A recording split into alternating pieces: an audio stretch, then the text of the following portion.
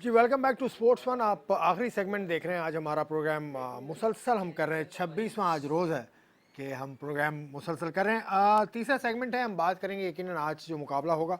हमारा प्रोग्राम में ये होता है कि हम सिर्फ पीएसएल पर महदूद नहीं होते। हम ना सिर्फ तमाम मामला जो क्रिकेट के अतराफ घूम रहे हैं उनको, बल्कि और जो खेल हैं जिसमें कारहाय नुमाया बच्चे अंजाम दे रहे हैं उनसे भी हम बात करते हैं। आजकल कराची गेम्स का बड़ा चर्चा है, तो कराची गेम्स के हवाले से भी अपडेट्स आपको देंगे हम अगले आने वाले दिनों में।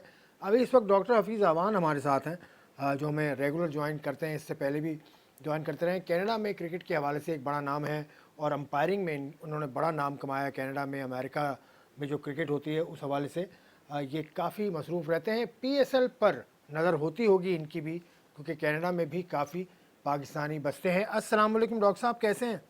जी वालेकुम अस्सलाम सर। खैरियत डॉक्टर बिल्कुल ठीक ठाक। बदियुज़्ज़मा मेरे साथ बैठे हैं और लाहौर में एजाज शेख साहब बैठे हैं। तीनों आपको सलाम पेश कर रहे हैं। आप ये बताइए, पीएसएल का जो कल का मुकाबला आपने देखा उस पर हमने बात की थी। इस्लामाबाद यूनाइटेड काफ़ी बुरी परफॉर्मेंस रही इस्लामाबाद यूनाइटेड के स्टैंडर्ड के हिसाब से। आप क्या देखते हैं उस मुकाबले को जो कल खेला इस्लामाबाद यूनाइटेड ने लाहौर कलंदर्स के खिलाफ?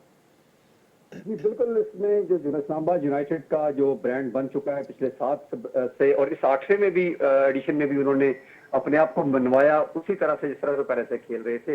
लेकिन समहाउ कल उनका दिन नहीं था, बिल्कुल भी क्लिक नहीं कर पाए। उनके कप्तान भी बुझे बुझे से नजर आए और पूरी टीम में वो क्लिक, कहीं वो शार्पनेस नजर नहीं आई जिसके लिए इस्लामाबाद मशहूर थी। बैटिंग में भी मशहूर थी, बॉलिंग उनके पास पहले भी जरा एवरेज थी, क्योंकि उनके पास टॉप स्टार बॉलिंग में बहरहाल नहीं है। लेकिन खुद चूंकि कप्तान उनके पाकिस्तान भी खेलते हैं तो उनका एक बड़ा नाम है। लेकिन समहाउ कल उनका अपना दिन भी नहीं था, बॉलिंग में भी नहीं था, बैटिंग में भी नहीं था। लेकिन इससे बढ़कर मैं ये बात करूंगा कि इस्लामाबाद को जिस चीज ने नुकसान पहुंचाया वो दो चीजें थी। एक फखर जमान का कैच छोड़ना, जी क्योंकि जी जी, फखर जमान ने ये साबित कर दिया है कि जब जब मेरा कैच छोड़ोगे मैं 100 दौड़ करूंगा। चाहे चैंपियंस ट्रॉफी हो। कि नो बॉल हो गई हो। अच्छा डॉक्टर साहब, बिल्कुल। एक और इशू, एक और मौजू है आज हमारा, वो जी जी कप्तानी के हवाले से। अफगानिस्तान पे जो सीरीज होने वाली है उसमें जी शाहीन शाह अफरीदी का नाम लिया जा रहा है कि कप्तान होंगे। आप क्या समझते हैं कि वो तैयार हैं या बाबर आजम की जगह उनको कप्तान बना दिया जाए T20 का? सर फ्रैंकली स्पीकिंग मैं नहीं समझता कि तैयार हैं। कलंदर को उन्होंने टाइटल जरूर जितवाया, इस वक्त वो अच्छे फ्लेयर में नजर आते हैं। उनकी मुस्कुराहट चेहरे पे हमें नजर आती है जब वो मैदान में होते हैं। प्लेयर्स के साथ उनका इंटरेक्शन बहुत अच्छा है। But he is learning all these things, he is not ready yet to go. और सेकेंडली इससे इससे भी इंपॉर्टेंट बात यह है कि अगर आप बाबर आजम के खेलते हुए इस पोजीशन जो जो सेटअप चल रहा है, इसमें अगर बाबर को हटा के, जाहिर है हटाना पड़ेगा और फिर उसके बाद शाहीन को लाना पड़ेगा, तो आई थिंक हम एक नए मखमसे में फंस जाएंगे। उससे बेहतर है कि जिस तरह का सेटअप चल रहा है इसको इसी तरह से चलने दिया जाए। सो फार बाबर को ज्यादा ग्रूम करने की जरूरत है अपने आप को, लेकिन शाहीन उनकी रिप्लेसमेंट नहीं है मेरे मुताबिक। अच्छा, आपके मुताबिक कैसी कप्तानी कर रहे हैं बाबर? क्या उनकी गैर मौजूदगी में जो है वो अगर उनको आराम दे दिया जाता है तो शाहीन की जगह अगर हम शादाब को देखते हैं कि शादाब ज़्यादा बेहतर कप्तान है उससे? बिल्कुल मैं आपकी बात से एग्री करता हूं। अगर बाबर को रिप्लेस करना ही है ना कप्तानी से, बाबर की कप्तानी पे बात, खैर मेरा नहीं ख्याल कि बाबर ने कुछ भी कप्तानी में डिफरेंट किया। वो पाकिस्तान की कप्तानी कर रहे हो या कराची की कप्तानी करें या जलमी की कर रहे हो, वो हर जगह हमें रस्टी नजर आते हैं। उनकी डिसीजन मेकिंग में प्रॉब्लम नजर आते हैं, उनकी कैलकुलेशन, खासतौर पर जो बॉलर्स की डिवीजन है उसमें काफी प्रॉब्लम्स हमें नजर आते हैं। तो मेरा ख्याल है वो अपने आप को उस लेवल पे लेके जा रहे हैं जो हम उनसे एक्सपेक्ट करते हैं। जिस तरह के वो बैट्समैन है आला किस्म के, कप्तानी शायद उनका वो शेवा ना हो। लेकिन रिप्लेसमेंट की अगर बात करें तो मेरा ख्याल है कि Shadab is much better option than Afridi at this moment at least. Ejaz Shaikh sahab, आपका अगर कुछ सवाल है तो कर लीजिए डॉक्टर साहब से, फिर हम प्रोग्राम को आगे की तरफ लेके जाएंगे। जी डॉक्टर साहब, मैं ये पूछना चाहूँगा कि अगर बाबर की जगह अब शहनशाह अफरीदी नहीं, तो आपके ख्याल में कितने माह बाद या कितने सालों बाद उसको ये ड्यूटी सौंपी जानी चाहिए? सर मेरा ख्याल है टाइम फ्रेम देना तो बहुत मुश्किल है, लेकिन मैदान में और कैमरे के सामने पूरी दुनिया देखती है। 22-23 करोड़ आवाम हमारी जो है वो सारी देखती है। सिर्फ सिलेक्टर्स या ये जुरिस्डिक्शन जो वो के चेयरमैन की होती है, लेकिन इसके बावजूद बहरहाल एक पब्लिक प्रेशर भी होता है। और मेरा ख्याल है कि जो खल्के खुदा है ना, वो गलत फैसला नहीं करती, उनको नजर आ जाता है।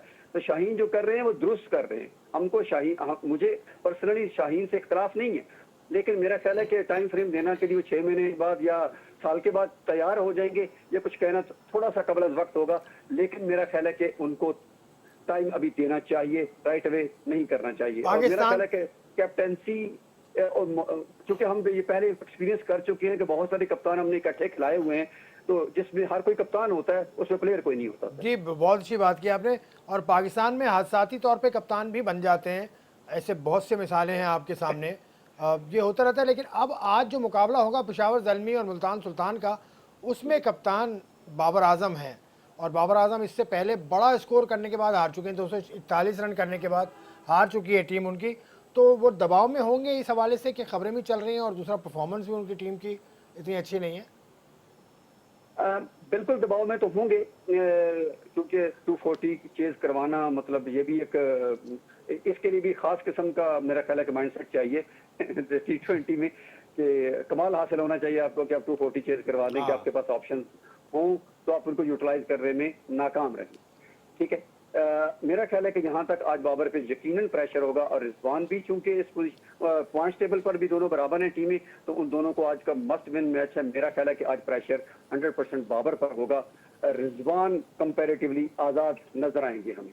क्वार्टर फाइनल की सूरत है, जो जीतेगा वो क्वालिफाई कर लेगा, जो हारेगा फिर वो कोयटा से खेलेगा। अगर फिर वो कोयटा से हार जाता है तो ये बड़ी बैड लक होगी ये मुल्तान या पेशावर के साथ, क्योंकि एकदम जीते जीते जो हैं वो हार की पटरी पे जा रहे हैं। और कोयटा के लिए एक बड़ी गुड लक होगी कि मुसलसल लेकिन रन रेट कम है कोटा का, रन रेट माइनस में जा रहा है, लेकिन अगर उस मैच में वो बहुत अच्छी तरह से जीता, बहुत अच्छे रन रेट से जीते हैं तो फिर आ जाते हैं।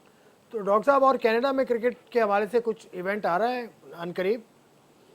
फौरी तौर पर तो सब नहीं कोई भी आ रहा, क्योंकि अभी समर हमारी आएगी तो उसमें, क्योंकि अभी कोविड से भी बहाली चल रही है, तो बड़ा इवेंट तो ग्लोबल T20 के बाद अभी तक कोई अनाउंसमेंट नहीं हुई किसी इवेंट की। तो हम उम्मीद करते हैं कि चूंकि अब कोविड का सिलसिला भी ओवर हो गया है, तो कोई ना कोई जल्द इवेंट, क्योंकि जैसे मैंने लास्ट में कहा था कि वहाँ हमें स्पॉन्सर्स की जरूरत पड़ती है, तो वो सिंगल इवेंट का स्पॉन्सर होता है, तो उसके लिए काफी लंबी एफर्ट करना पड़ती है, फिर जाके कहीं को बात बनती है।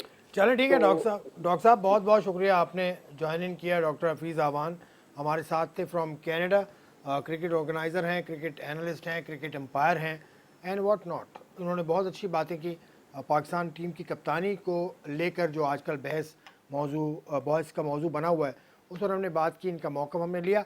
आज का प्रोग्राम अख्ताम को पहुंचा। मैं शुक्रिया अदा करूंगा एजाज शेख साहब का लाहौर से और बदीउज़्ज़मा साहब का कराची से, कि इन्होंने हमें फिर वक्त दिया और आगे भी वक्त देंगे। 19 तारीख तक या 20 तारीख तक हम आपके सामने होंगे, कल फिर हाजिर होंगे। उस वक्त तक के लिए इजाज़त, खुदा हाफिज़।